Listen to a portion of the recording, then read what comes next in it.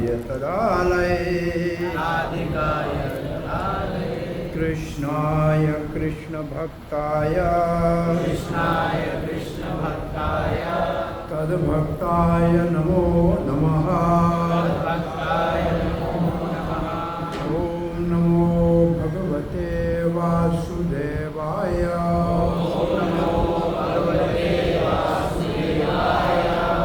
ॐ नमो भगवते वासुदेवाय।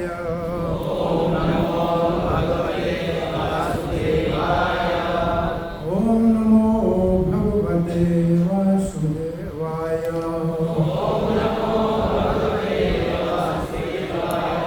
कृष्णाय वासुदेवाय देवकी नंदनाय च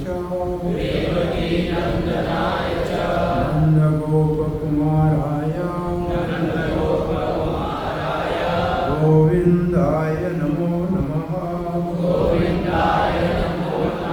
नमो महावदन्याय कृष्ण प्रेम प्रदायते कृष्णाय कृष्ण चैतन्य नामनि गौरात्वेषे नमः। नीलाचल निवासाय अनंताय परमात्मने बलभद्र सुभद्राभ्यां जगन्नाथाय ते नमः। जय श्री कृष्ण चैतन्य प्रभु नित्यानंद श्री अद्वैत गदाधर श्रीवास आदि गौर भक्त वृंद। हरे कृष्णा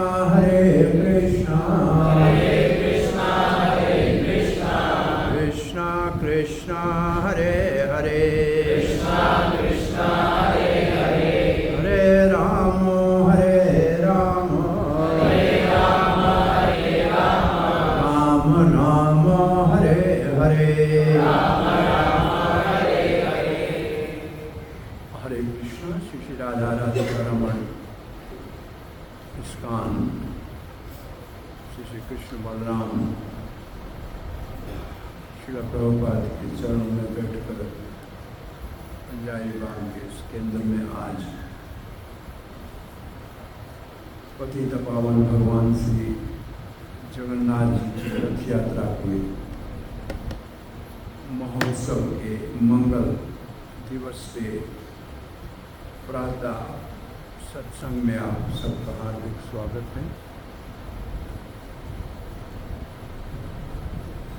वैसे तो भारत में 4 धाम हैं।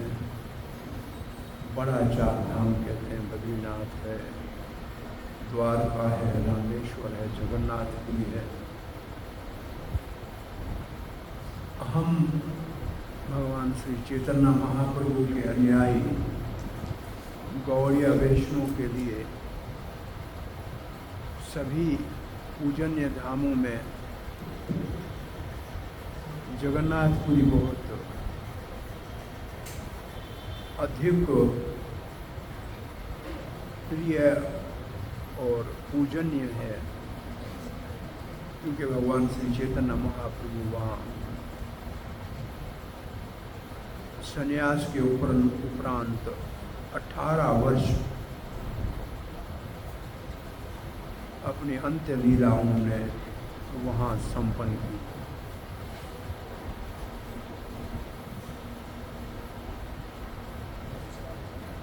वैसे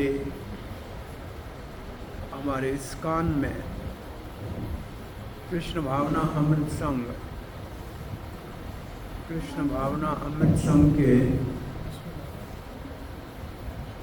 हरे कृष्ण भावना अमृत संघ के इस आंदोलन के संस्थापक आचार्य श्री कृष्ण कृपा मूर्ति अभय चरणार भक्तिवेदांत स्वामी श्रील प्रभुपाद जी को बचपन में ही भगवान श्री जगन्नाथ ने अपने प्रचार के लिए चुन लिया था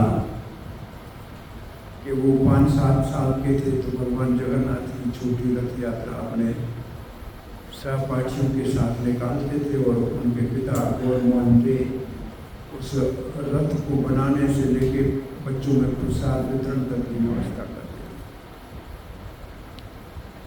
कलयुग में 10,000 वर्ष तक भगवान जगन्नाथ दारुण ब्रह्म मतलब लकड़ी की मूर्ति के रूप में पतित पावन है और भगवान श्री चैतन्य महाप्रभु का अवतार ही पतितों के उद्धार के लिए हुआ है।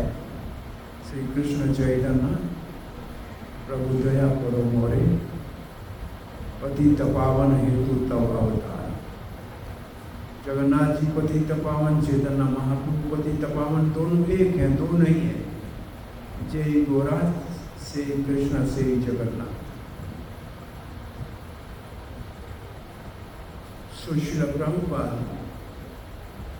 स्कूल पढ़ते थे तो रेलवे स्टेशन पे जाके जगन्नाथपुरी जाने के लिए ट्रेन के टाइम टेबल को देखते थे और प्रभुपाद कहते हैं मैं 20 साल की आयु में था, स्कूल पूरी की तो जगन्नाथपुरी के दर्शन के लिए गया। और श्री प्रभुपाद के उसके बाद मैं 22 या 25 साल के बीच में आगरा अपने कारोबार के सिलसिले में आया था तो वृंदावन के दर्शन के लिए गया। क्योंकि जगन्नाथ जी ने श्रील प्रभुपाद को बचपन से ही अपने प्रचार के कार्य में सहायता करने के लिए चुन लिया था। श्रील प्रभुपाद ने अमेरिका में जाके 66 में इस्कान की स्थापना की तो 67 में भगवान जगन्नाथ श्रील प्रभुपाद के हरे कृष्ण आंदोलन के प्रचार में सहायता के लिए वहाँ स्वयं पहुँच गए और प्रभुपाद जी ने उनको देखकर अपने भक्तों को जगन्नाथ की कथा बताई और जगन्नाथ की मूर्तियों को बनाकर लकड़ी से और पहली बार सैन फ्रांसिस्को में मंदिर में स्थापित भी की और पहली रथ यात्रा का भी आयोजन किया। ऐसे भारत की सीमाओं से पहले भगवान जगन्नाथ ने प्रभुपाद जी के प्रचार कार्य में सहायता करने के लिए स्वयं वहाँ अपने आप को प्रकट किया और फिर रथ यात्राओं का ये एक श्रृंखला धारावाहिक सिलसिला पूरे विश्व में चल पड़ा। इस रथ यात्रा का जो भाव है चैतन्य महाप्रभु का इस रथ यात्रा के उत्सव में, इसका एक अध्याय है पूरा चैतन्य चरितामृत का मध्य लीला का 13वां अध्याय। उसमें हम रथ यात्रा में हम भक्तों का क्या भाव होना चाहिए, कैसी चेतना होनी चाहिए, कैसे कीर्तन करना चाहिए, ये रहस्य हमको कविराज गोस्वामी ने रथ यात्रा के आगे महाप्रभु के कीर्तन और भाव जो है उनका वर्णन किया है। तो अध्याय का पहला संस्कृत श्लोक कहता है सजियात कृष्ण चैतन्य।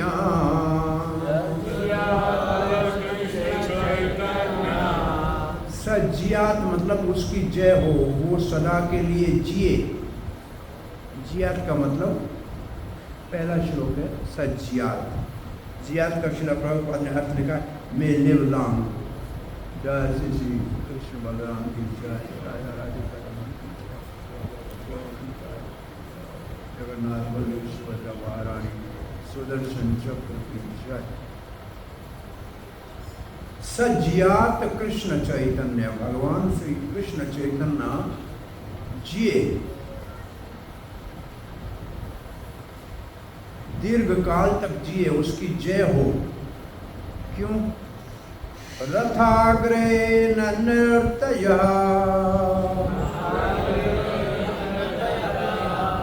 भगवान जगन्नाथ की रथ के आगे उन्होंने नृत्य किया। उस नृत्य को देखकर क्या हुआ? ये नासीज जगत्तां चित्रम,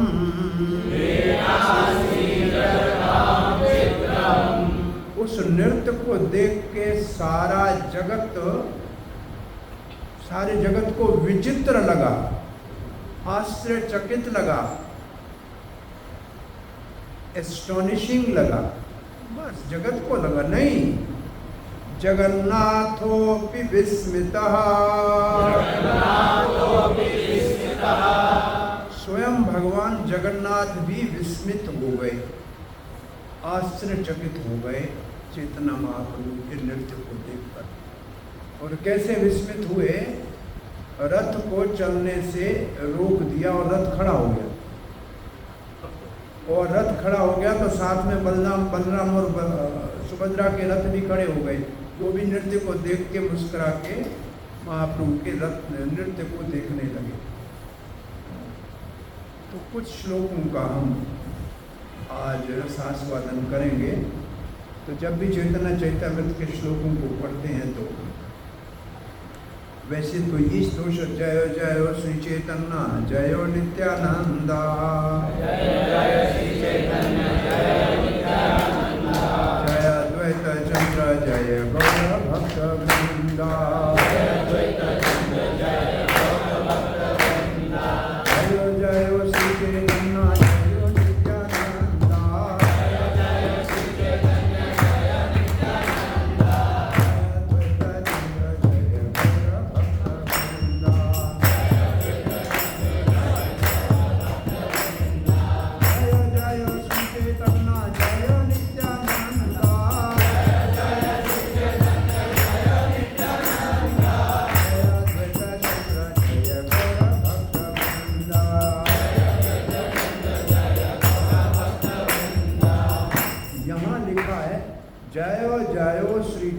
चैतन्य नित्यानंदा, जय अद्वैत चंद्र जय गौर भक्त वृंद। यहाँ इस प्रकार से लिखा हुआ है।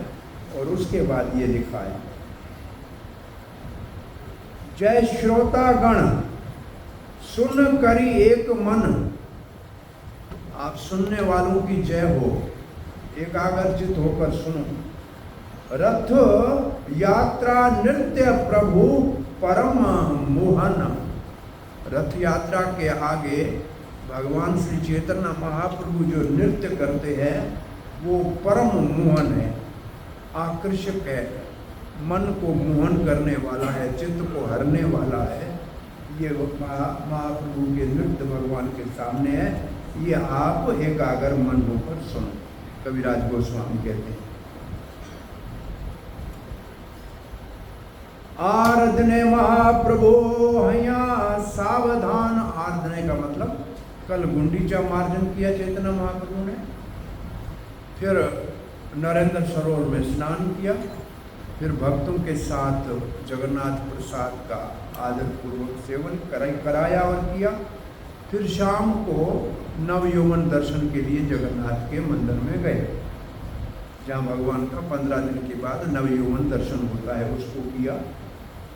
और अब दूसरे दिन सुबह ही सावधान हो गए, रात्रि उठी गण संगे कैला प्रातः स्नान। सुबह सवेरे उठ के अपने जो पार्षद गण थे, और पार्षद गणों का नाम आएगा जिनको साथ लिया है, नित्यानंद है, अद्वैत आचार्य है, हरिदास ठाकुर है, वक्रेश्वर पंडित है, श्रीनिवास आचार्य है, श्रीवास पंडित, इन सबको साथ लिए श्रीनिवास श्रीवास पंडित स्नान करने के लिए गए। प्रायः स्नान समुद्र में करते थे। जगन्नाथपुरी के समुद्र में महाप्रभु प्रतिदिन स्नान करते हैं। इसलिए जगन्नाथपुरी का जो समुद्र है वो बहुत बड़ा तीर्थ है। नामाचार्य हरिदास ठाकुर के शरीर छोड़ने के उपरांत महाप्रभु ने जाके समुद्र में स्नान कराया था। तो वो जाके सबने स्नान किया और स्नान करने के बाद क्या किया? पांडु विद्या देखी बारे करीला गमन, जगन्नाथ यात्रा कैला चारी सिंहासन।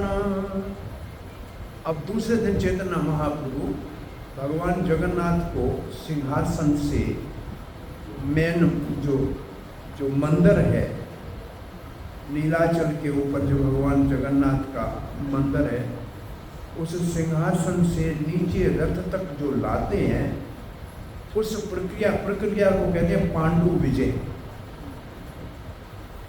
पांडु विजय और ओडिशा की भाषा में फांडी विजय, फांडी कहते हैं, फांडी विजय।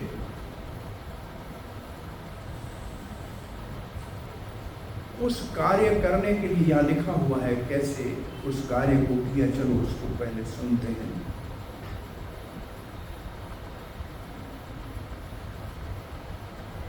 अपनी महापत्रालया पात्रगण, और दूसरी तरफ महापात्राओं के लेकर, महापात्राओं को और अपने साथियों को लेकर महाप्रभुर गण कराए विजय दर्शन। उस समय महाराज प्रताप रुद्र ने चैतन्य महाप्रभु और उनके संगियों को उस मंदिर के अंदर से भगवान को पांडु विजय करके रथ तक लाने के लिए, दर्शन कराने के लिए विशेष व्यवस्था की। आप में से बहुत से लोग रथ यात्राओं में तो जाते रहते होंगे, परंतु अंदर मंदिर में सुबह सवेरे सिंहासन से रथ को सिंह द्वार तक लाते हैं, उसको सब नहीं देख सकते। उसके लिए विशेष पासेज मिलती है, और पास आपको मिल भी जाए, अगर पाँव से चल सकते हो तो मंदिर में जा सकते हो, क्योंकि कोई साधन नहीं जाता, गाड़ियाँ सब बंद होती। हमको पास मिली थी, हम एक जगह रहे थे। आप स्कूटर से ऐसे करके मोटरसाइकिल से गली से जा सकते हैं विशेष। तो अंदर बैठ के आप जो भगवान को सिंहासन पे, वैसे जब नयन दर्शन पहले होते हैं, नवयौवन दर्शन, तब भगवान अपने श्री मंदिर के अंदर मंडप पे नहीं बैठते, तब उनको बाहर दर्शन मंडप पे बिठाते हैं। वहाँ से ले आना आसान है, अंदर नहीं ले जाते हैं वापस। अंदर से रात को निकाल के बाहर लेके आ जाते हैं। और वहाँ से फिर कितनी सीढ़ियाँ हैं नीचे लाने के लिए, और सीढ़ियों के बाद वो तो मंदिर की सीढ़ियाँ, उसके बाद मेन द्वार के बाद वो पूरी नीचे लंबी सीढ़ियाँ सिंह द्वार तक। वहाँ कैसे भगवान को लाते हैं, तो उसके लिए महाराज प्रताप ने व्यवस्था की कि चैतन्य महाप्रभु और उनके साथी मंदिर के अंदर इसको देख सके। तो ये महाराज प्रताप ने इस व्यवस्था को किया।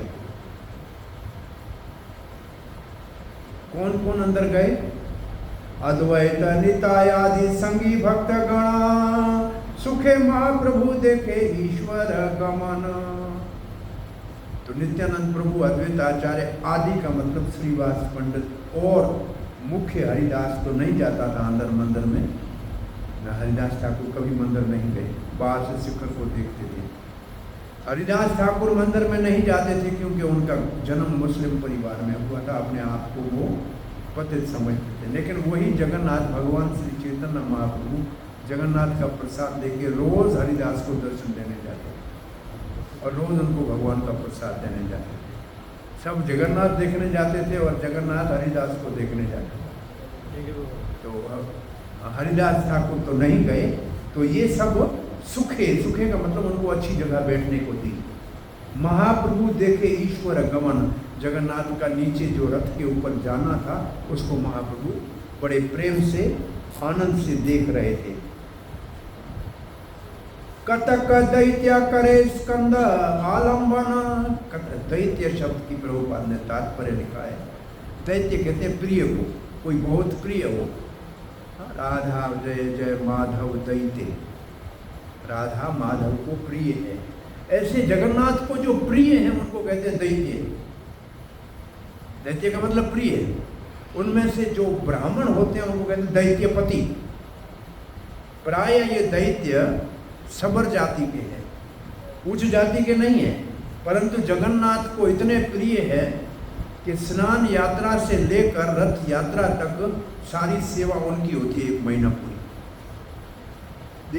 इस वक्त से सेवा जो है ना दैत्यों की सेवा है।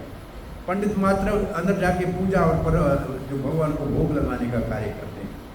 बाकी जगन्नाथ को रथ तक लाना, स्नान यात्रा के बाद उनकी औषधि देना, ये दैत्यपति का काम होता है। बाकी 9-11 महीने पंडु का काम होता है, जो विद्यापति के जो है वंशज है, और ये सबर के वंशज है। जो पहला सबर राज था क्या, विश्ववसु सबर के वंशज है ये, इनको दैत्य कहते हैं। प्रभुपाद ने दैत्य के ऊपर बड़ा तात्पर्य लिखा है कि भगवान को जो प्रिय है जाति पाति से कोई अंतर नहीं पड़ता है। जिसको भगवान चुन ले वो भगवान को प्रिय है। तो उन दैत्य पतियों में कुछ ने भगवान के कंधे को पकड़ा। इसका मतलब 5-10 एक तरफ दैत्य, 5-10 दूसरी तरफ भगवान की ये जो जगह बाजू कंधा है इसको पकड़ा ऐसे। और कत दैत्या धरे श्री पद्म चरण, और कुछ बलिष्ठ, ये पांडु विजय कैसे होती है वो बता रहे हैं। और कुछ दैत्यों ने भगवान के चरणों को पकड़ा, इसका मतलब नीचे के भाग को पकड़ा।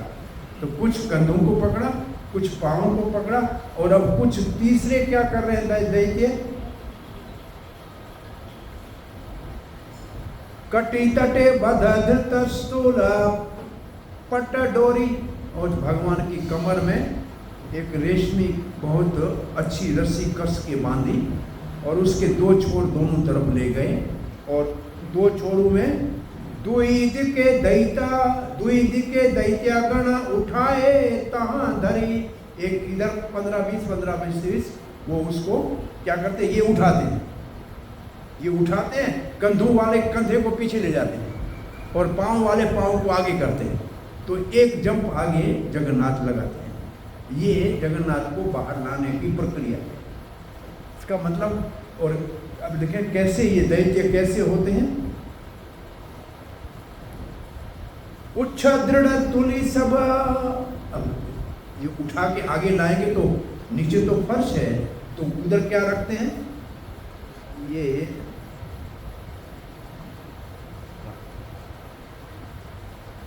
उच्च दृढ़ तुली सब पाती स्थाने रास्ते में सब जगह बहुत बड़े बड़े रुई के तकिए रखते हैं।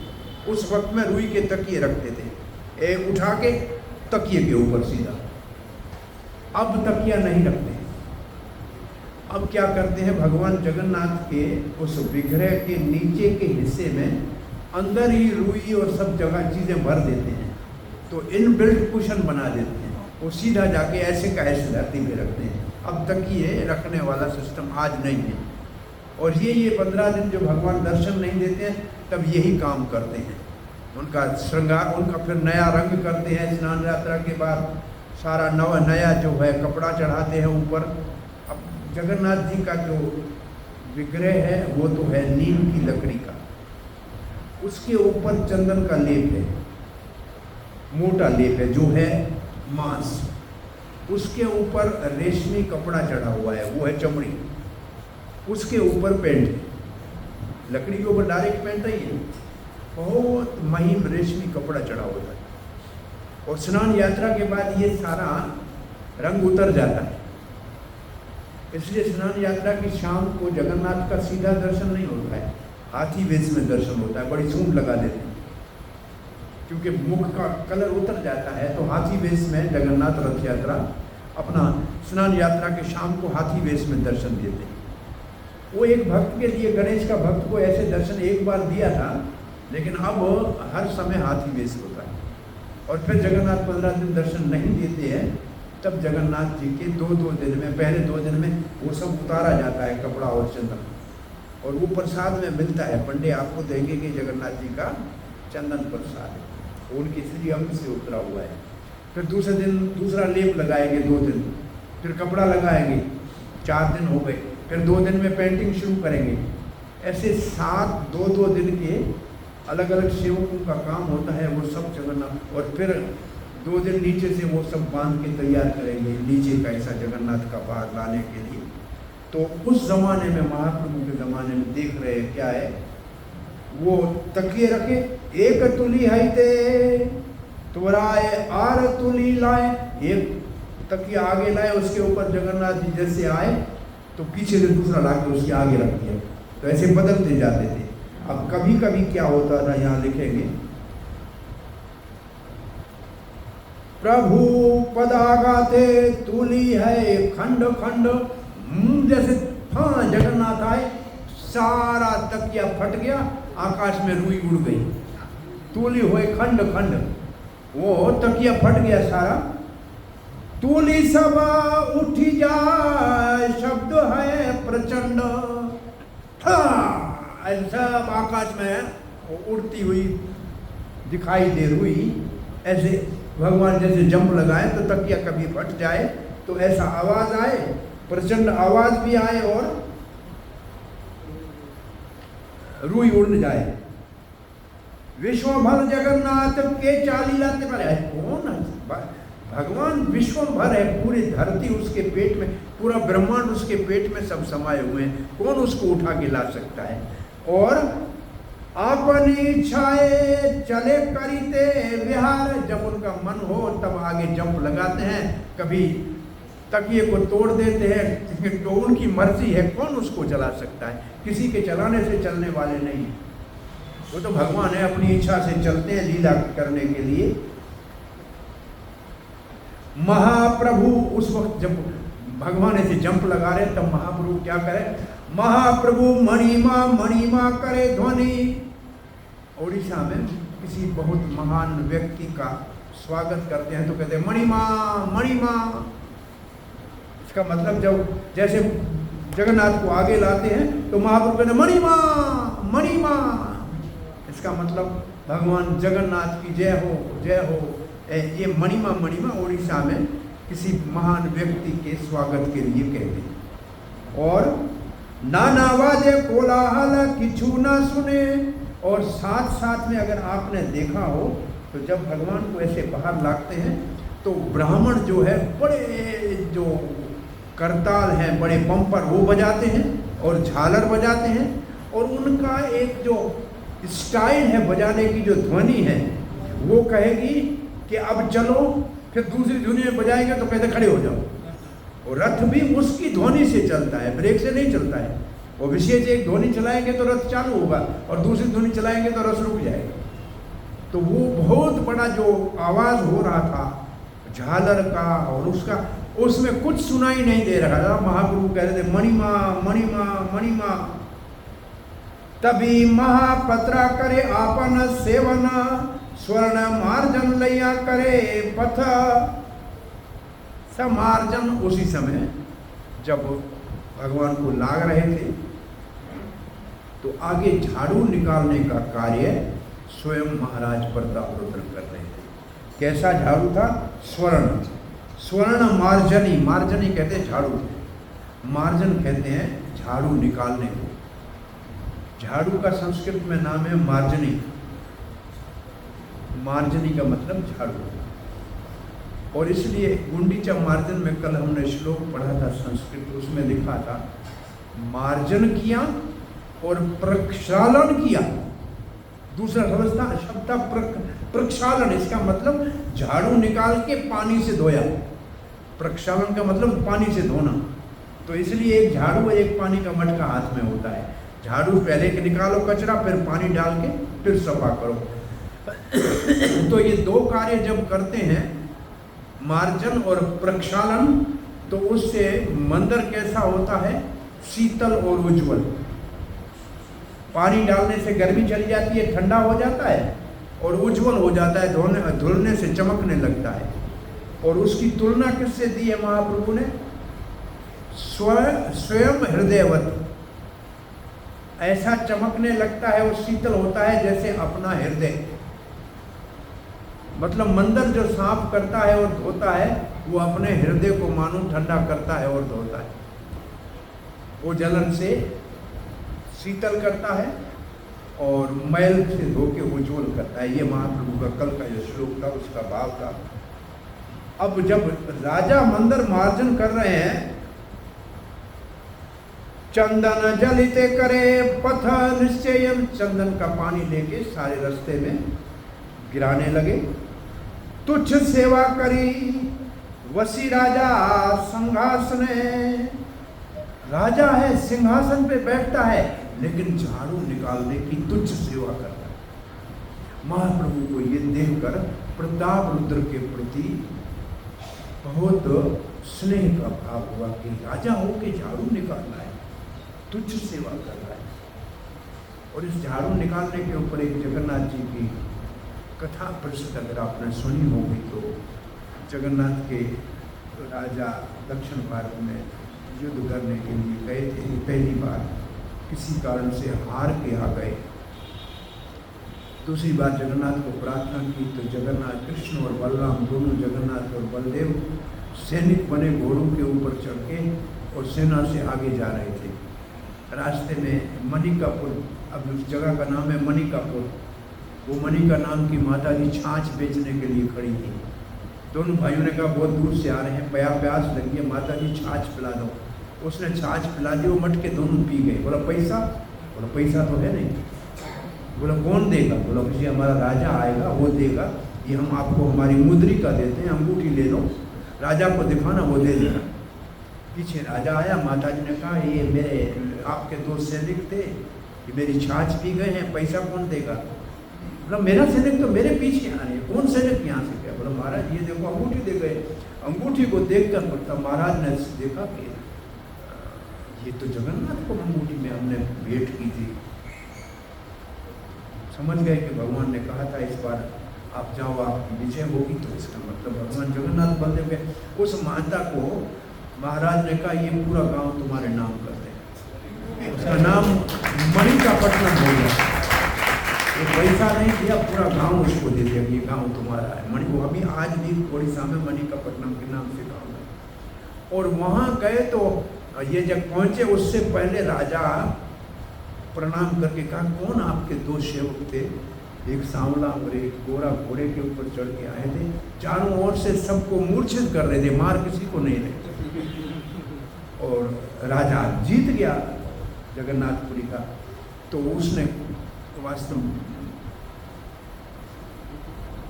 शर्त रखी हुई थी कि अगर हार गया तो जगन्नाथ को ले जाएगा, गणेश के आगे रखेगा, और जीत गया तो गणेश को लाएगा।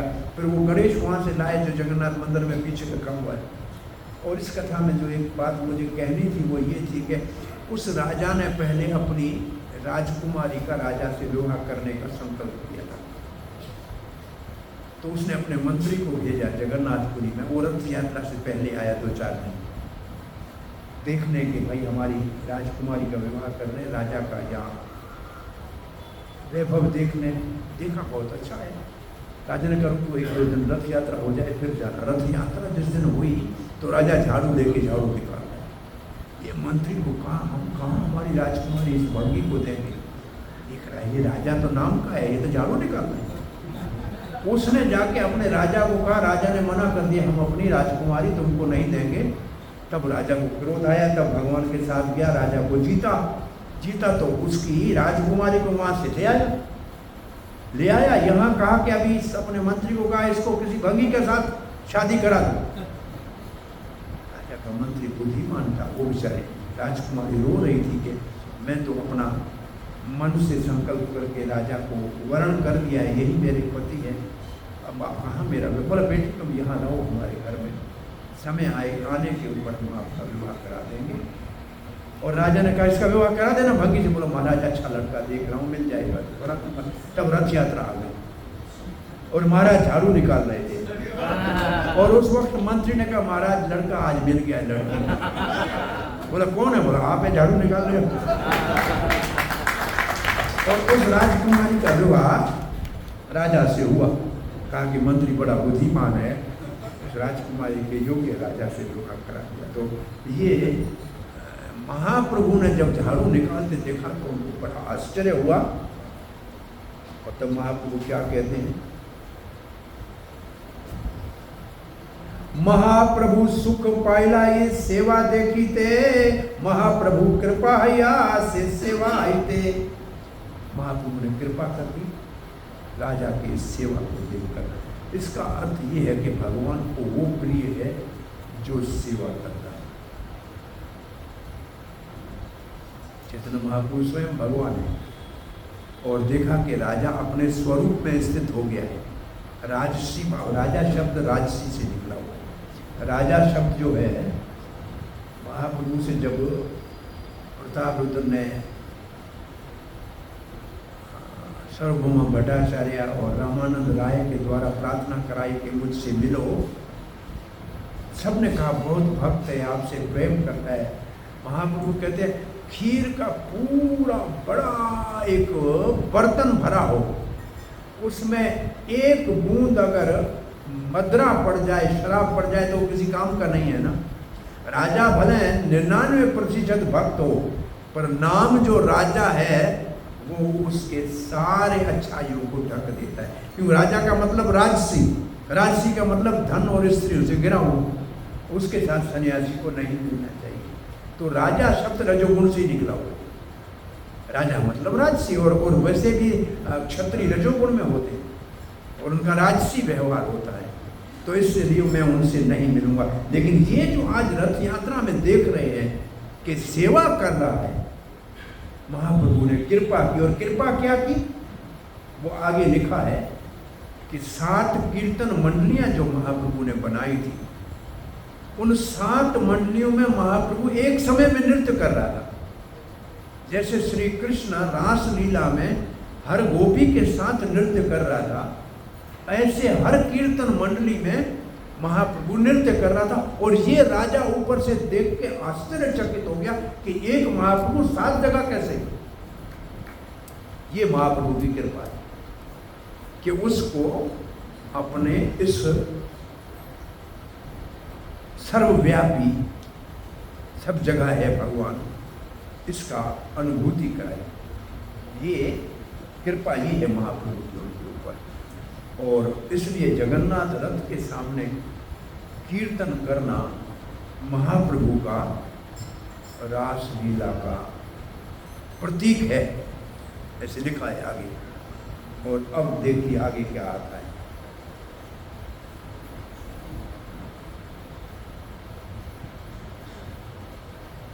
ये भी नाराज हो गए, कंप्यूटर नाराज, सब नाराज हो गए।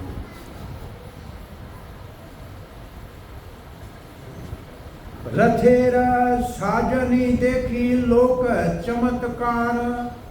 रथ की सजा देखकर लोग आश्चर्यचकित हुए।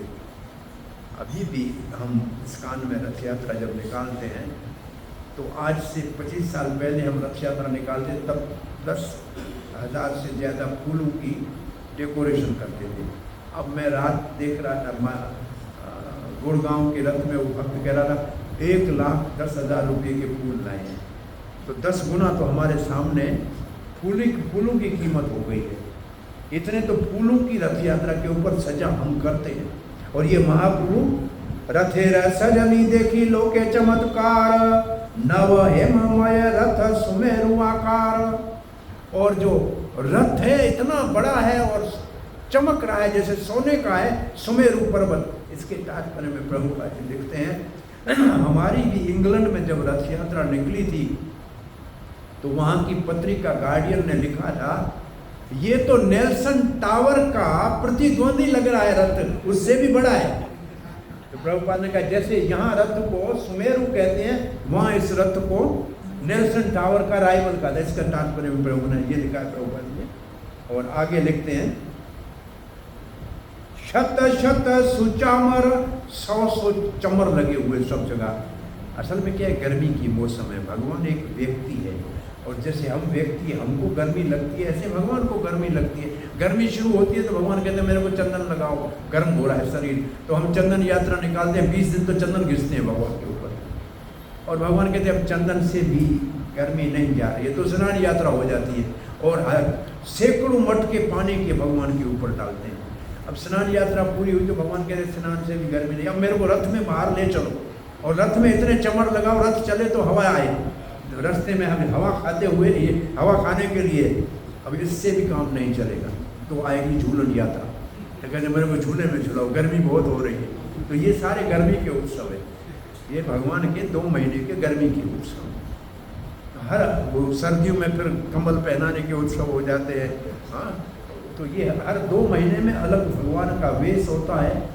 हम इतने सारे जानकार नहीं है प्राय, लेकिन 6 ऋतु है, हर ऋतु का भगवान का भोग अलग होता है, हर ऋतु के वस्त्र अलग होते हैं, हर ऋतु के उत्सव अलग होते हैं। और ये सब देखने हैं तो जगन्नाथपुरी में 1 साल रहना पड़ेगा।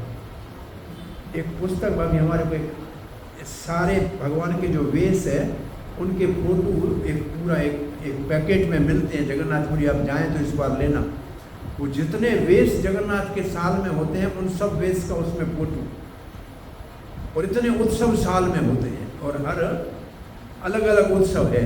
राम वेश में एक बार राम वेश में दर्शन देते हैं धनुष लेकर। अब रथ यात्रा के बीच में एक दिन सोनार वेश होता है, सारा सोने असली सोना है वो, उससे भगवान का श्रृंगार होता है। उस दिन बहुत सिक्योरिटी होती है, किसी को रथ के पास नहीं जाने देते हैं। वो सोनार वेश उसको कहते हैं, सोने के भगवान को सोने का सारा श्रृंगार कराया जाता है। वो इसलिए कि लक्ष्मी नाराज हो गई है तो सोना देखने से माताएं खुश हो जाती हैं। भगवान के वो बेचारे जगन्नाथ के जो सेवक है उनको लक्ष्मी और उसकी साथी आती है, उनको मारती है। कहाँ ले गए थे इसको, वृंदावन क्यों ले गए? असल में जो 15 दिन अंदर रहते हैं भगवान दर्शन नहीं देते हैं, उसके लिए लिखा है एकांतवास या निवृत्तवास लक्ष्मी के साथ करते हैं, किसी से नहीं मिलते हैं। फिर लक्ष्मी को कहते हैं अब मैं थोड़ा घूमने जा रहा हूँ, और ऐसे कह के रथ के ऊपर चढ़ के घूमने जाते हैं। बोले जल्दी आ जाऊंगा वापस, नहीं भैया के साथ जा रहा हूँ, बलदेव जा रहा है और सुभद्रा जा रहा है, ऐसे अकेला किसी और से मिलने नहीं जा रहा। और जा वृंदावन रहे हैं गोपियों से मिलने, और 5 दिन तक नहीं आते हैं तो लक्ष्मी कहती है अभी तक क्यों नहीं आए, वो डंडा लेके बाहर निकलती है। तब भगवान लौट के स्वर्ण वेश में दर्शन देते हैं। फिर भगवान प्रार्थना करते हैं अब वापस आने दो घर पे। ये बहुत एक लीला होती है पूरी रथ यात्रा में इससे, और 2-3 तो रथ यात्रा में विशेष उत्सव होते हैं। तो ये बहुत एक वर्ष पूरा भगवान के अलग जो है अलग वेश, अलग वस्त्र, अलग भोजन, ये उत्सव हैं पूरे। शत शत सुचमर दर्पणे उज्ज्वल, और दर्पणे उज्ज्वल का मतलब शीशे लगे हुए हैं रथ के ऊपर, दर्पण लगाए हैं। बहुत से पुराने जमाने में घरों के अंदर ऐसे शीशे लगा देते हैं। और क्या है, ऊपर पताका शोभे चांदो या निर्मल, और ऊपर ध्वजा है और उसके ऊपर वो शिखर, चांडोला शिखर को कहते हैं, वो शिखर बहुत सुंदर ऊपर शिखर है। तो भगवान जगन्नाथ के रथ के ऊपर गरुड़ का ध्वज होता है, उसके ऊपर गरुड़ का चिन्ह होता है। बलराम जी के रथ के ऊपर ताल वृक्ष का चिन्ह होता है, उसको ताल ध्वजधारी कहते हैं। बलराम जी का एक नाम है ताल ध्वजधारी। जैसे भगवान को गरुड़ ध्वज कहते हैं, ऐसे ताल ध्वज है। तो ये ऊपर पताका मतलब झंडा फैल रहा है। घाघर किंकरी बाजे घंटार कवणित, और जगह जगह पे घुंघरू बांधे हुए हैं, घंटियां बांधी हुई है। रथ चलता है तो साथ साथ में वो आवाज भी होता रहता है। घाघर किंकणी बाजे घंटार कवण, नाना चित्रपट वस्त्रे रथ विभूषित। अच्छे आप देखें कपड़ा जो है आप यहाँ अपने घरों में लगाते हैं ना, लाके विशेष रूप से ओडिशा के घरों में श्रृंगार करने के कपड़े उल्टे बने हुए होते हैं, वो सब चारों ओर से लगे हुए। तो रथ बहुत, अब रथ के श्रृंगार का वर्णन हो रहा है। और रथ के श्रृंगार के बाद है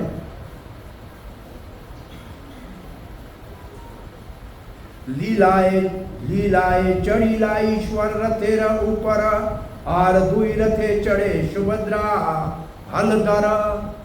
अपनी लीला करने के लिए आगे के रथ पे बलराम चढ़े, बीच में सुभद्रा चढ़ी और पीछे जगन्नाथ जी अपने रथ के ऊपर। रथारूढ़ो जग गचन पथि मिले तये, रथ आरूढ़ के ऊपर, रथ के ऊपर चढ़ के जगन्नाथ जी वहां से चले हैं। अब क्या है, अब ये मेरे ख्याल में 5-10 दिन ईश्वर महालक्ष्मी लैया, ये अभी आपको बताया 15 दिन लक्ष्मी के साथ रहा। तारा संगे क्रीड़ा कैला निवृत्तवास, उनके साथ जो लीला की उसको कहते हैं निवृत्तवास या एकांतवास। प्रभुपाद ने तात्पर्य इसके ऊपर लिखा है। अब लक्ष्मी से विदा लिया है, परमिशन लिया है, और भगवान बाहर रथ के ऊपर आए हैं अपने भक्तों को आनंद देने के लिए। लिखा है ऐसे, तहारा सम्मति लैया, लक्ष्मी से सम्मति ली, आज्ञा लिया। क्यों? भक्त सुख दीते, भक्तों को सुख देने के लिए। बहुत बड़ी बात है वास्तव में, भगवान अपनी प्रियसी को छोड़ के भक्तों को सुख देने के लिए बाहर आए। इसका मतलब ये भगवान ने कहा है एक जगह, कृष्ण ने कहा है, अरे सुन उद्धव, इतनी न मैं अपने न लक्ष्मी मुझे इतनी प्रिय है, न बलराम है, न मैं अपने आप से इतना प्रेम करता हूँ जितना मैं प्रेम मेरे भक्तों से करता हूँ। ये भगवान की वचन है कि मेरे भक्त बहुत मुझे प्रिय हैं। और जगन्नाथ जी का जो ये रूप है, जो जगन्नाथ को हम देखते हैं, ये भक्तों के विरह का रूप है। जब भगवान ने वृंदावन के भक्तों का विरह देखा तो भगवान का ये रूप हो गया। वास्तव में जगन्नाथ का ये रूप राधा रानी की जुदाई का रूप है। राधा रानी के विरह में, राधा रानी के विरह में जो वो सूख गई थी, बिल्कुल उसका शरीर लकड़ी जैसा हो गया था, आंखें अंदर चली गई थी। निधि वन में जब भगवान श्री कृष्ण ने उनके रूप को देखा तो स्तब्ध हो गए, आंखें खुली रह गई, हाथ अंदर चले गए। उस समय राधा रानी ने आंखें खोली और राधा और कृष्ण की 4 आंखें हुई 100 साल के बाद। ये वास्तव में रथ यात्रा का अंतरंग कारण है, जो हमने रात कहीं बताया था। जगन्नाथ जी 100 साल, कृष्ण 100 साल वृंदावन से गए तो द्वारका में मूर्छित हो गए। सभी लोग आश्चर्यचकित हुए, क्या हुआ, उठाएं कैसे? तब अर्जुन आया, सुभद्रा आई, बलभद्रा आया, माताएं आई। नारद ने आके कहा, नहीं, इस वक्त इनको ब्रज जाने का तीव्र इच्छा है, जगाओगे तो ये ब्रज की तरफ और भागेंगे, अब इसको रोका नहीं जा सकता।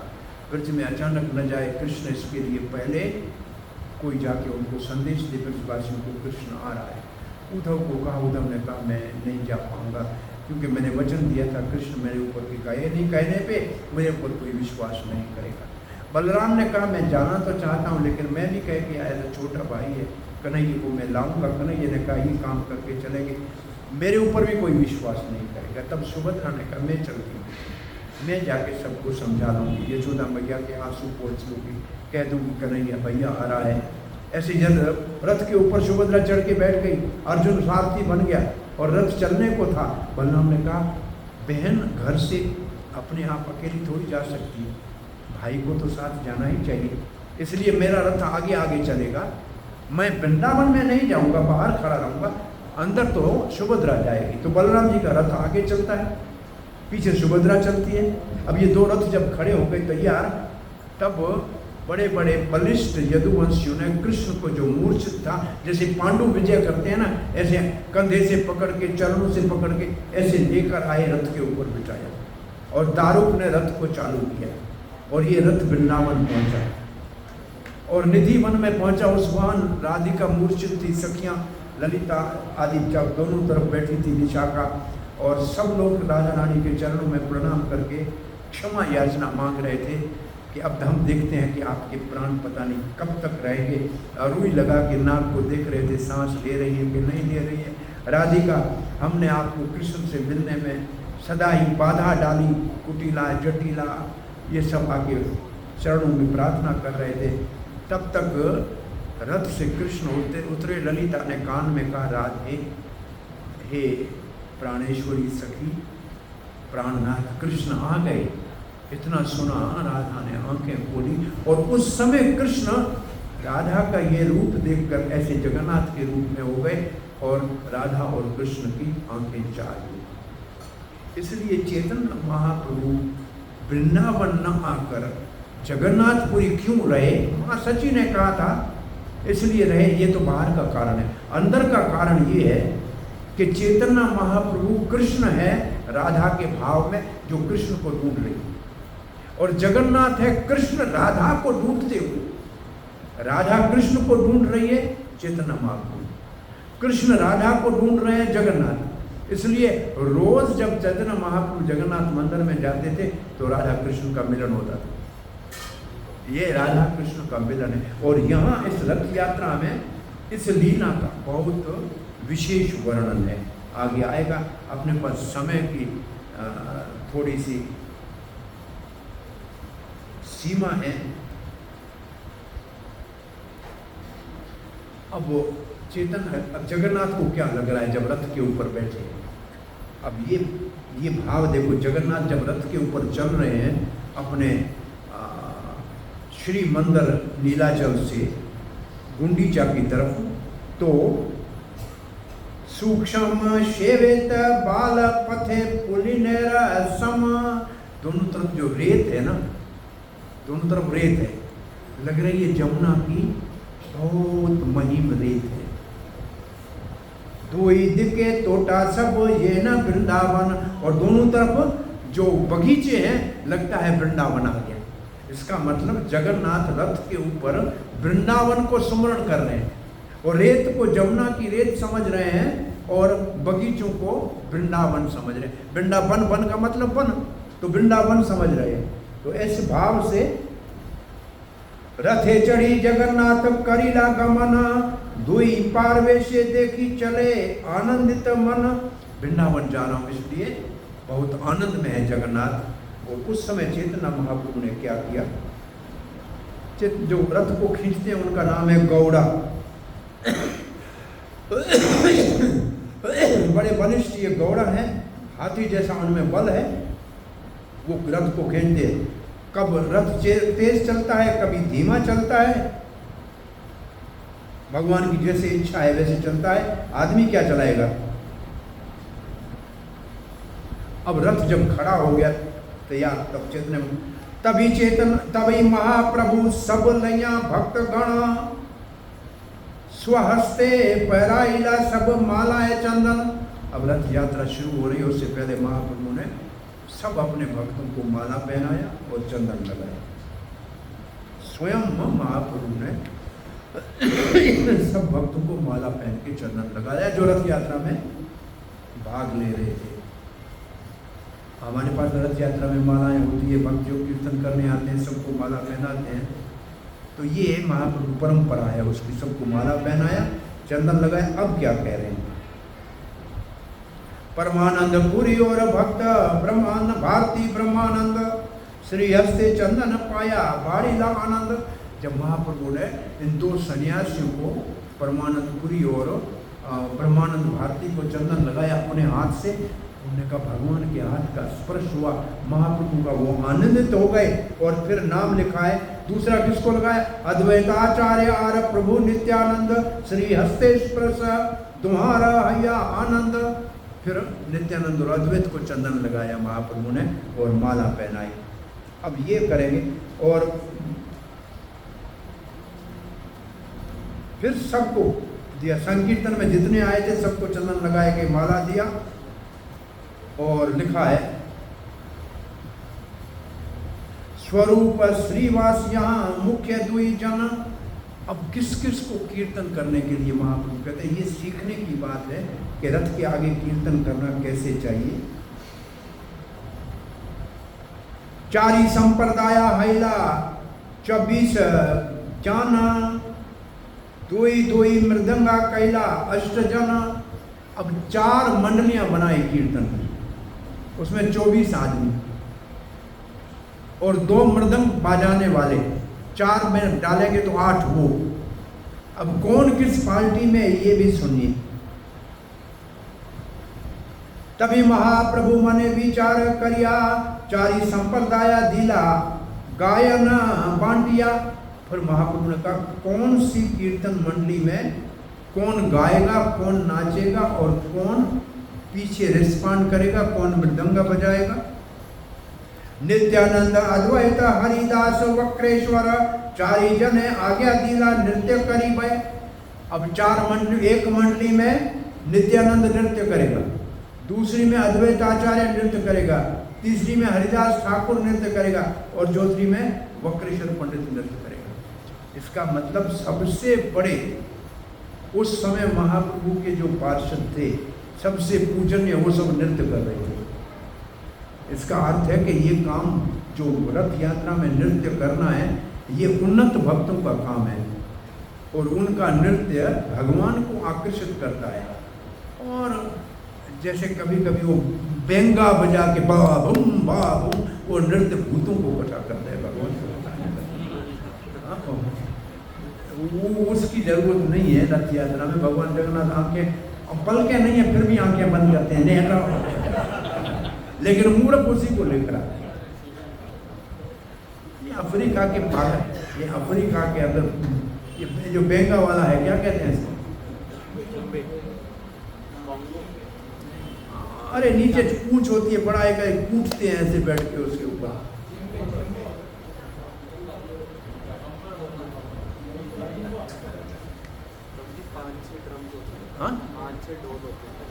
वो नहीं, एक दूसरा अफ्रीका वाला जो साज का भूत लगा है सबको। संध्या आरती कभी कोई बजा रहा था, भागवत महाराज कह रहे थे ये भूतों को बुला रहा है यहाँ। वहाँ हम कहते हैं और श्रीनिवास आदि चक्कर धरे, यहाँ तो भूत आ जाएंगे, इनको बोलो ये बंद करेंगे। ये अफगानिस्तान, ये अफ्रीका में बजाते हैं वो पागलों की तरह नाचने के लिए, लेकिन कहाँ से आ गया, हमारे पास आ गया है। ये चार नृत्य करने वाले, अब गाने वालों के नाम सुनिए। प्रथम संप्रदाय कैला स्वरूप प्रधान, पहला जो मंडली बनाया उसमें स्वरूप दामोदर को प्रदान किया। और 5 जना दिला तार पालिका, उसको 5 और भक्त दिया जो उसके पीछे गाएंगे। वो गाएगा हरे कृष्णा और 5 उसके पीछे गाएंगे और उसमें नृत्य करेगा नित्यानंद। एक मंडली हो गई और 2 बजाएंगे मृदंग। 5 कौन से दिए पीछे गाने वाले? दामोदर नारायण दत्त गोविंद राघव पंडित और श्री गोविंदानंद। 5 पीछे गाने वाले भी गिन के दिए जो सुर में सुर मिलाएं, ऐसे नहीं कि पागलों की तरह नाचे और मूर्खों की तरह गाएं। नाम गिनाए कि ये इनके पीछे गाएंगे। जो रिस्पॉन्डिंग भक्त है वो भी गिन के दिए, चुन के दिए। गाने वाला चुन के दिया, नृत्य पीछे गाने वाले दिए, नृत्य करने वाले दिए, मृदंग बजाने वाले के नाम नहीं लिखे।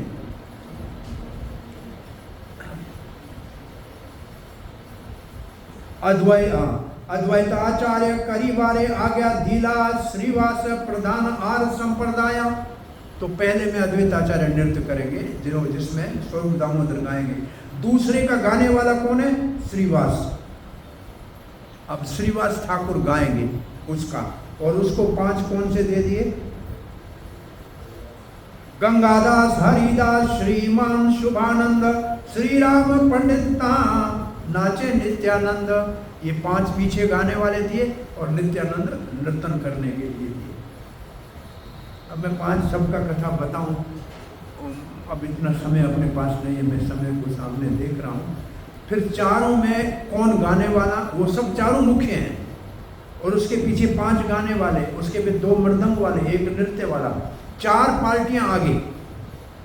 फिर 2 दोनों तरफ से अलग जगहों से आई थी। एक अद्वैताचार्य के शांतिपुर से आई थी, एक श्रीखंड से आई थी और एक कुलीन ग्राम से आई थी। तो 2 दोनों साइड में और 1 पीछे। ये 7 मंडलियां कीर्तन की चल रही थी। और ये कीर्तन की मंडली में महाप्रभु कभी वहाँ कभी वहाँ, कभी एक समय सब में नृत्य कर रहे थे। थोड़े आगे चले, महाप्रभु की इच्छा हुई कि मैं अब नृत्य करूँगा, तो सब मंडलियों को इकट्ठा किया और स्वरूप दामोदर को कहा आप गाओ, बाकी सब जो है आप इसके पीछे गाओ। अब सब मंडलियाँ सब इकट्ठी हो गई और महाप्रभु नृत्य करने लगे। और नृत्य में जो आनंद में विभोर होके अश्रु बह रहे हैं। और अश्रु कैसे बह रहे हैं? जैसे वो सिंच से पानी निकलता है, सामने वाला भीग जाए, ऐसे अश्रु बह रहे हैं। सामने वाले के कपड़े भीग जाते हैं, ऐसे लिखा है भिगाइला वस्त्र लिखा है। और फिर जगन्नाथ ने रथ को चलना बंद कर दिया। महाप्रभु के ऐसे नृत्य को देख के आश्चर्यचकित हो गए। तब महाप्रभु ने हाथ ऊपर करके नमो महाब्रह्मण देवाय गो ब्रह्मणिताय जगतहिताय कृष्णाय ये मंत्र पहले गाया, और इसके बाद और मंत्रों से भगवान जगन्नाथ का स्वागत किया। फिर महाप्रभु के मन में राधा का भाव आया और एक सामान्य कविता पढ़ी के कृष्ण तुम वही हो, मैं भी वही है, पहले हम प्रेम करते थे यमुना के तट पे बंसी बट पे, तब जो आनंद आता था, आज इस रथ के ऊपर आप द्वारकाधीश बन के बैठे हो। राधा तो मैं वही हूँ, कृष्ण आप वही हूँ, लेकिन कुरुक्षेत्र में अब मिलने में मजा नहीं आ रहा है। ये महाप्रभु ने श्लोक गाया और उसके बाद महाप्रभु पीछे चले गए। तो रथ रुक गया। महाप्रभु ये देखना चाहते हैं कि भगवान द्वारका गए, वृंदावन वालों को बुलाया तो नहीं। रथ रुक गया, बोला नहीं बुलाया नहीं, याद है। फिर महाप्रभु आगे आके नृत्य करते हैं और फिर इस नृत्य को ऊपर से प्रताप रुद्र देखता है, उसका आनंद लेता है। और उसके साथ खड़े हुए सार्वभौमा और काशी मिश्रा कहते हैं आज आपका सौभाग्य है, आपने ये चमत्कार महाप्रभु ने कृपा करके आपको दिखा दिया। उसके बाद तो सब उत्तर के नीचे महाप्रभु को नृत्य करने के लिए आए। तो महाप्रभु के चारों ओर से 3 घेरे बना दिए। पहला घेरा हाथ हाथ में पकड़ के नित्यानंद खड़ा है, दूसरे घेरे में दूसरी भक्त मंत्री खड़ी है, तीसरे घेरे में राजा अपने मंत्रिमंडल को लेके खड़े हो गए और उसके बीच में महाप्रभु का नृत्य हो रहा है। और चारों ओर से उसी नृत्य को सब देख रहे हैं। जगन्नाथ बलदेव सुभद्रा के रथ खड़े हैं, वो सब इस नृत्य का आनंद ले रहे हैं। और उस नृत्य के बीच में राजा के आगे राजा का सेक्रेटरी था, उसका नाम था हरिचंद्र। तो राजा पीछे से ऐसे नृत्य देख रहा, तो आगे श्रीवास आ गए, वो तो गाने वाले थे और महाप्रभु के नृत्य में इतने मगन थे, तो पीछे राजा को दिखाई नहीं दे रहा था। तो हरिचंद्र कुछ बताया हटो हटो, 2-3 बार उसने ध्यान नहीं दिया। तीसरी बार जब हटो कहा, उसने मुड़ के थप्पड़ मारा हरिचंद्र को। भाव में थे, उन्होंने थप्पड़ मारा, उसको क्रोध आया भगवान के दर्शन में। ये रिकॉर्ड हरिचंद्र, मैं राजा का सेक्रेटरी हूँ, मुझे तो वो हाथ उठाया, प्रताप ने हाथ पकड़ा, तू भाग्यवान है, इसने तुम्हें थप्पड़ मारा, हम तो बच रह गए, ये तो हमको प्रसाद मिलना चाहिए था, तू कुछ भी नहीं करना, महात्मा ने तुम्हारे ऊपर कृपा की है। हरिचंद्र को ऐसे चुप कराया और रथ फिर जाके गुंडीचा मंदिर के पास पहुँचते हैं। महाप्रभु यहाँ से विश्राम करने के लिए जाते हैं तो प्रतापरुद्र राजा के ऊपर कृपा करते हैं वाचा के लिए। कथा इसमें नहीं है, परंतु लिखा ये है कि ये राधा के भाव में चैतन्य महाप्रभु और जगन्नाथ कृष्ण राधा से मिलने के भाव में इस कीर्तन से परस्पर कृष्ण का वृंदावासियों के साथ कितना प्रेम है उसका प्रदर्शन हो रहा था। तो ये जगन्नाथ रथ यात्रा में महाप्रभु का जो है अपने भक्तगणों के साथ, और सारे भक्त प्रतिवर्ष मायापुर नवद्वीप से रथ यात्रा से पहले आते थे, 1-2 महीने महाप्रभु के साथ रहते थे जगन्नाथपुरी में और जगन्नाथ रथ यात्रा का ये उत्सव देखते थे, फिर महाप्रभु को विदा करते थे। तो आज हम महाप्रभु के जगन्नाथ रथ यात्रा में भाग लेने के कुछ जो है भाव सुने, परंतु पूरा अध्याय पढ़ेंगे 202 श्लोक है, मैं समझ लिया 222 है, बहुत अच्छे। हमने दो पार्ट में भी पूरा नहीं कर पाए, कर रहे हैं सत्संग इसके ऊपर। तो भगवान जगन्नाथ की एक आपको कथा बताई, उनके रथ यात्रा का अंतरंग कारण, और 2 कारण आपने कई बार सुने होंगे। कुरुक्षेत्र से गोपियाँ भगवान के रथ को खींच के वृंदावन ले जाना चाहती थी। इसका भाव ये है कि भक्त का हृदय वृंदावन है और जगन्नाथ कृष्ण है, और हम उसको खींच के अपने हृदय में लाना चाहते हैं, जैसे गोपियाँ उनको वृंदावन में लाती हैं और हमारा हृदय वृंदावन है। और फिर जगन्नाथ का ऐसे रूप कैसे हो गया, उसकी कथा द्वारका में रोहिणी माता गोपियों को जब कथा सुना रही थी कि कृष्ण सोते हुए गोपी राधा क्यों कहते हैं, तो सुभद्रा को बाहर खड़ा किया कि कृष्ण बलराम न आए और कृष्ण बलराम कथा सुनने के लिए आ गए सुधर्मा सभा से। तो सुभद्रा ने दोनों हाथों से उनको रोका। तो एक भाई कृष्ण एक तरफ खड़ा हो गया, बलराम दूसरी तरफ खड़ा हो गया। इसलिए सुभद्रा के रथ हाथ नहीं देखते, क्योंकि उसके आगे कृष्ण बलराम खड़े हैं। उसने रोक दिया था, अंदर मत जाओ। तो इस तरफ कृष्ण जगन्नाथ आया, इस तरफ बलराम आया, तो दोनों हाथ तो छुप गए होंगे, इसलिए तो सुभद्रा के हाथ नहीं दिखते। वो लंबे हाथ करके उनको अंदर नहीं जाने दे रही है। लेकिन तीनों सुन रहे हैं और वृंदावन की कथा सुन के तीनों का ऐसा रूप हो गया। उस समय नारद जी ने इस रूप को देखा, प्रणाम करके कहा, भगवान ये आपका भक्तों के विरह का रूप है, इसको धरती के ऊपर आप दर्शन देने की कृपा करें। तो फिर जब इंद्रद्युम्न महाराज ने जगन्नाथ की स्थापना करने के लिए लकड़ी से दारू ब्रह्म बनाया, तब विश्वकर्मा आके मूर्तियाँ बना रहे थे। कहा अंदर कोई नहीं आए, आवाज़ आना बंद हो गया खटखट का। तो राजा अंदर गया तो इतनी ही मूर्तियाँ बनी हुई थी। तो दुखी हुआ कि पूरी नहीं हुई है। तब फिर नारद जी ने कहा कि इसी रूप में हमने भगवान को अवतार लेने के लिए कहा था। ये भगवान की आंखें खुली कैमरा है, जो इसके दर्शन करने के लिए आता है उन सब का फोटो निकल जाता है। ये भगवान की दोनों आंखें खुली है, ऐसे कोई पर्दा नहीं है उसके ऊपर, कोई कुछ भी नहीं है। तो बहुत बड़ा दयालु जगन्नाथ है, चक्का डोला कहते हैं इसको, बड़ा इसकी बड़ी आंख वाला।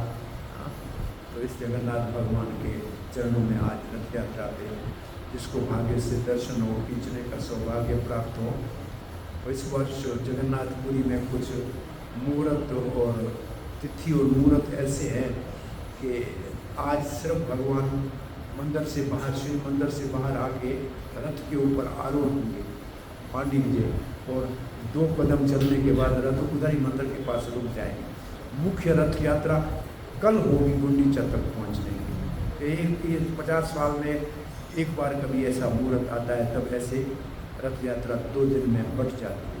परंतु फिर भी जगन्नाथ मन मोजी हैं, पूरा बड़धाम उसको कहते हैं, बड़ा जो बड़ा धाम, दोनों मंदिरों के बीच में गुंडीचा, उसमें कोई पोल नहीं है, कोई वायर नहीं है, और बहुत लंबा चौड़ा है, कोई 100 मीटर तो नहीं, मुझसे ज़्यादा ही होगा, 250 मीटर होगा। फिर भी जगन्नाथ के रथ में कोई ब्रेक तो है नहीं। मूड हो गया और किसी दुकान की तरफ चले गए तो दुकान हटेगा, जगन्नाथ नहीं हटेंगे। बोले ऐसा कहीं किस तरफ चले गए तो भगवान पीछे नहीं हटेंगे, जो आगे है उसको हटाना पड़ेगा। और नहीं चले तो रास्ते में रोकेंगे, दूसरे दिन वहाँ से ले जाए। कभी कभी नहीं जाते, रास्ते में रुक जाते हैं, दूसरे दिन गुंडीचा तक मुश्किल से पहुँचाया जाता है। और गुंडीचा पहुँचेंगे रात को, फिर उनको फिर उतार के पानी विजय करके अंदर ले जाके गुंडीचा